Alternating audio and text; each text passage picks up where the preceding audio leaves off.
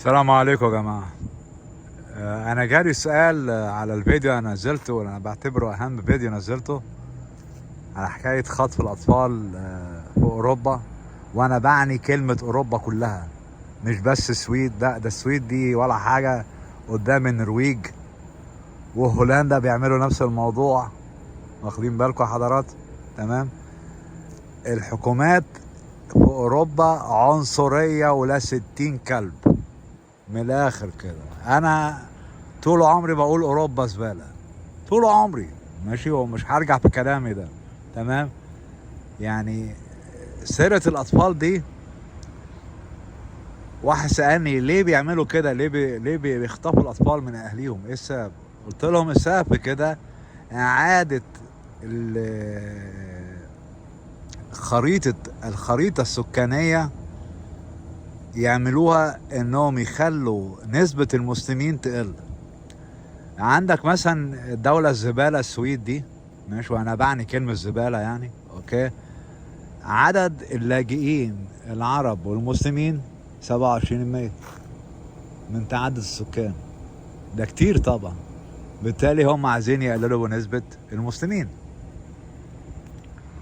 يعني العملية زي ما قلت حضرات، هي العملية اعادة تكوين الخريطة في اوروبا.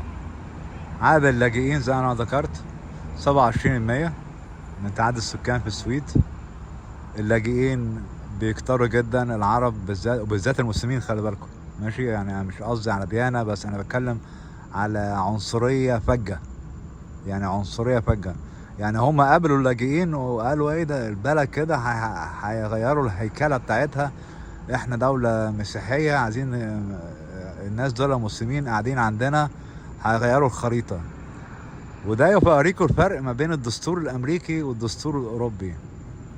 لان تاريخ اوروبي من زمان تاريخ قذر.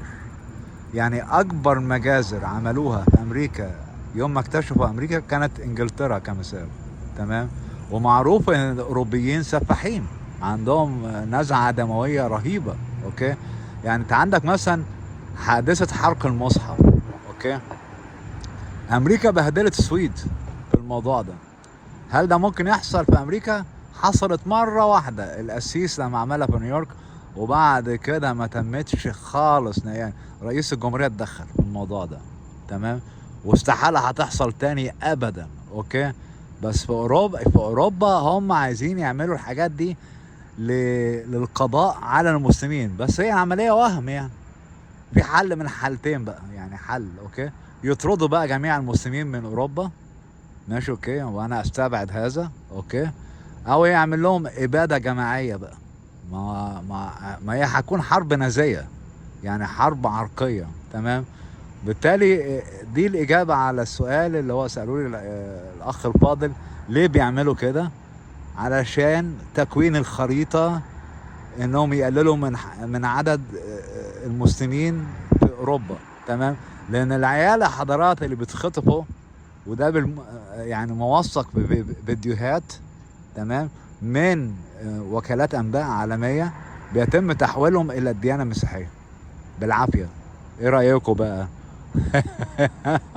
يعني حاجه ملوخيه خالص. اوكي. هو ده الاجابه على السؤال، والسلام عليكم ورحمه الله وبركاته.